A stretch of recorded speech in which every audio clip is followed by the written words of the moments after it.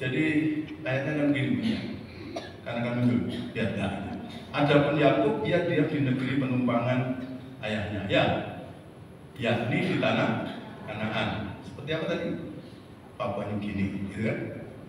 Inilah riwayat keturunan Yakub, yaitu Yusuf. Sebenarnya penulis jadi hanya mau cerita Yusuf, tapi kasih pendahuluan Yakub dulu lah. Tak kalah berumur berapa? 17 tahun.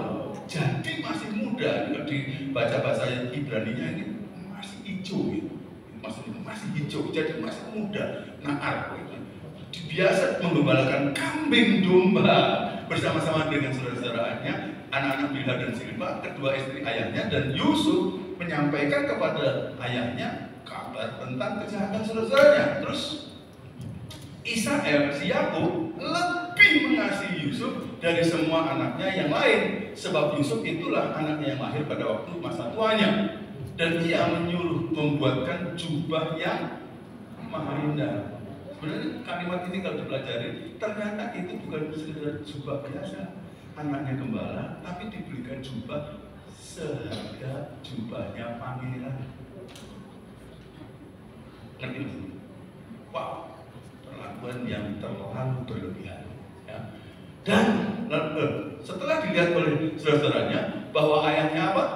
Lebih mengasihi Yusuf dari semua saudaranya, maka apa saudara? Bencilah mereka itu kepadanya dan tidak mau menyapanya dengan ramah. Lalu pada suatu kali bermimpilah Yusuf ini ya. Lalu mimpinya itu diceritakannya kepada saudara-saudaranya. Sebab itulah mereka lebih benci lagi kepadanya. Karena katanya kepada mereka, coba dengarkan mimpi yang aku mimpikan ini. Tampak kita sedang di ladang mengikat berkas gandum, lalu bangkitlah berkasku dan tegak berdiri. Kemudian datanglah berkas-berkas kamu sekalian mengelilingi dan sujud menyembah kepada berkasku itu. Lalu saudara-saudaranya berkata kepadanya, apa? Apakah kamu ingin menjadi raja atas kami? Apakah kamu ingin berkuasa atas kami? Saudara, anak umur 17 tahun mimpi gitu, kira-kira ngerti nggak arah-arah artinya? 17 tahun 17 tahun SMA kelas 3, ngertilah berkas-berkasmu menyembah. Itu jelas goblokan Yusuf. Terlalu jelas artinya. Masih dikatakan lagi, ya sudah nggak apa-apa. Jadi apa? Gara-gara dikatakan apa? Makin tadi lebih benci, lalu makin bencilah mereka kepadanya karena mimpinya dan karena perkataannya itu, gitu loh. Terus lalu ia memimpikan pula mimpi yang lain yang diceritakannya kepada saudara-saudaranya. Katanya, aku bermimpi pula tampak matahari, bulan dan terlalu jelas, bahwa sebelasnya dibuang gitu loh, bintang-bintang gitu. Kan udah polos bodoh. Ini kalau Pak Syahid Abi katakan kita akan disuruh cerdik seperti ular, tulus seperti merpati, tapi jangan bodoh seperti kerbau, gitu katanya Pak Syahid Abi itu ya.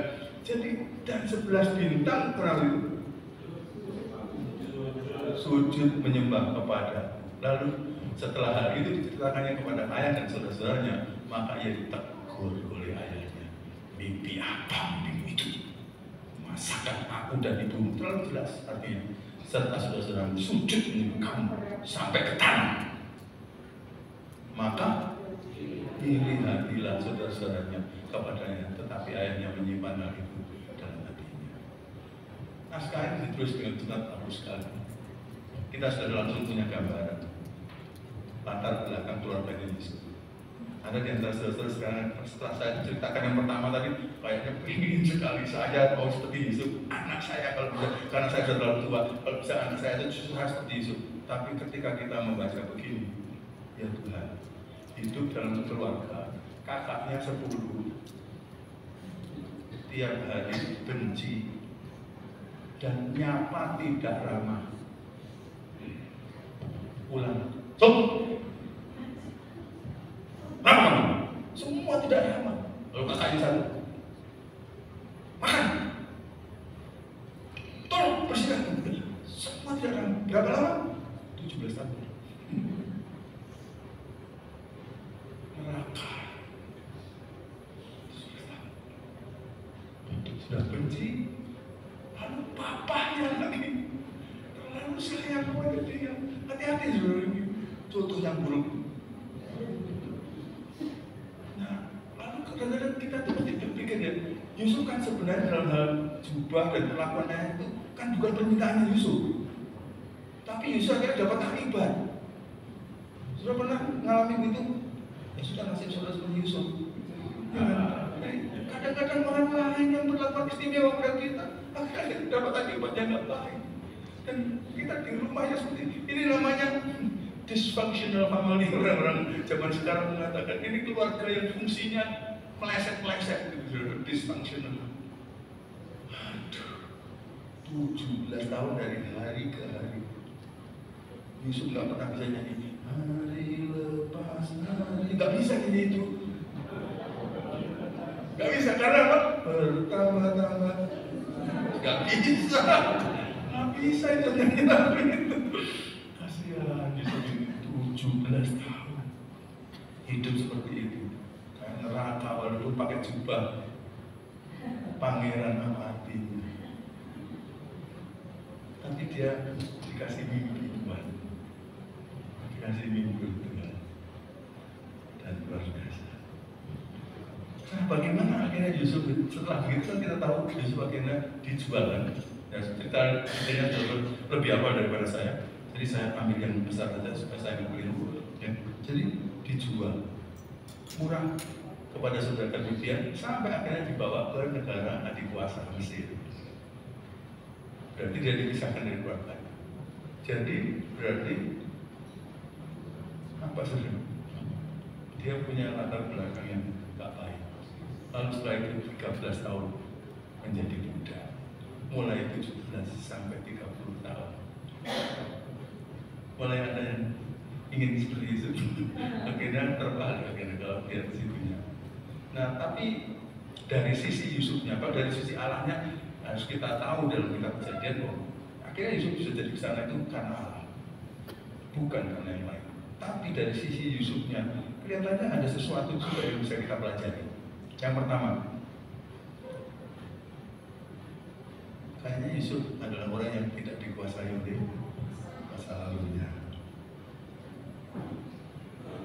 17 tahun dalam keadaan seperti itu, secara psikologis, malas hidup, malaslah berprestasi. Ya? Hidup saya tidak beruntung, hidup saya, nasib saya jelek. Mengerti? Jadi tiap kali akan didorong, nah, saya kan anaknya ayah. Mulai tahu kan ya, kan bukan anaknya Raja Wali. Karena dicetak oleh kesulitan hidup dan keluarga yang seperti itu. Dan kadang-kadang dalam pelayanan kita banyak melihat. Saya melayani di sekolah kita, pelayanan ini cukup banyak. Ada anak-anak kalau KKR mulai cerita masa lalu. Dan sayangnya ada beberapa orang atau kalau nggak banyak orang mau diikat oleh masa lalunya itu, dikuasai oleh masa lalunya, sehingga tiap kali diajak oleh Tuhan itu, enggak lah, saya bukan itu, saya nggak bisa, saya kan begini. Rantai dan ikatan ini kadang-kadang malah bawah sadar, saya kan dari kampung, keluarga saya ini terus tambah terus. Saya dulu sekolah juga nggak terlalu bagus tuh. Kalau kita terus mendaftarkan itu rantai makin tebal. Dan kita terus tiap kali mau anak-anak muda bilang move on, nggak bisa. Ditarik ke belakang, Saudara perhatikan saya, menurut psikologis, anaknya orang yang terlalu kaya juga gak bagus, karena dia terlalu mimpi kejayaan masa lalu, sehingga dia diikat oleh kenangan mengenai kejayaan masa lalu. Lalu dia gak pernah mau hidup susah misalnya, Tapi anak yang terlalu mengalami penderitaan masa lalu juga bisa terlahirkan. Dan kan nggak bisa, aku nggak bisa. Saya mengucap syukur pada Tuhan. Mengucap syukur pada Tuhan. Oh, saya kenal Tuhan Yesus. Saudara tahu kan, saya berada di keluarga besar 9 saudara, saya anak 8. Dan semua kami ini dulu Muslim. Tidak ada yang kenal Yesus. Tapi pertolongan Tuhan, Tuhan menyelamatkan keponakan saya dulu umur 8 tahun. Dan singkat cerita dalam 2 tahun dia menangkan dari gereja dan ke suku-sukunya. Akhirnya semua jadi anak sekolah minggu di gereja sana. Lalu kemudian mulai hidup mereka menjadi kesaksian bagi kami. Lalu kami satu yang kami ini lambat, kalau mereka masih kecil jadi gampang. Sekolah minggu Asia juga top gitu. Sekarang juga. Terus baru kami diselamatkan. Ya, saya punya pendeta yang misioner sekali, Nicodemus dari Porot. Saya puja-puja dia karena memang dia misioner yang membuat hati saya misioner. Gembala itu sama gembala saya yang kedua di Malang. Lalu akhirnya jemaat di kampung menjadi saksi baru. Lalu 3 tahun baru satu selamatkan. 5 tahun kemudian satu. Prosesnya kami bersaudara 9 plus orang tua perlu waktu 35 tahun. Akhirnya semua diselamatkan. Nah, tapi akhirnya semua diselamatkan. Jadi saya bersyukur pada Tuhan. Kenal pada Tuhan. Kenapa? Kampung saya itu lumayan nih. Setelah Indonesia 50 tahun merdeka, baru listrik masuk, baru telepon masuk, baru air ledeng masuk, baru aspal masuk. Semua itu masuk pada tahun 50 tahun Indonesia merdeka. Saya tinggal di sana. Lalu kemudian pada masa kecil, waktu saya ditumbuhkan masa bayi sampai kanak-kanak itu, saya kurus kering. Cerita dari orang tua saya dan paman-paman saya. Lalu sering sakit, tiap kali sakit hampir mati. Disenggol sedikit aja, jatuh. Saya pernah ayun-ayunan kursi goyang enak, tapi nggak memperhatikan bahwa ini kayak gini nih, dan di situ batu-batu. Lalu goyang jelek, kebentuk muka-muka. Kami belum suka kenal Tuhan kan, paman saya katakan, terus gitu aja. Udah, kalau mati ya. Tapi kalau hidup jadi anak saya. Nah, rohnya katanya dengar kalau hidup jadi anak saya. Langsung saya bisa hidup dan kemudian enak. Punya 2 bapak, punya 2 ibu. Jadi kalau yang satu lagi marah, pergi ke bapak yang satu. Satu lagi marah. Jadi nggak bagus ya, nggak bagus. Membuat saya itu. Lalu hidup di kampung, orang hidup di kampung, semua yang hidup di kampung tahu lah. Anak-anak remaja itu apalagi zaman dulu sukanya itu lalu saudara kirakan dengan tubuh saya seperti tadi, tiap kali gelut saya apa?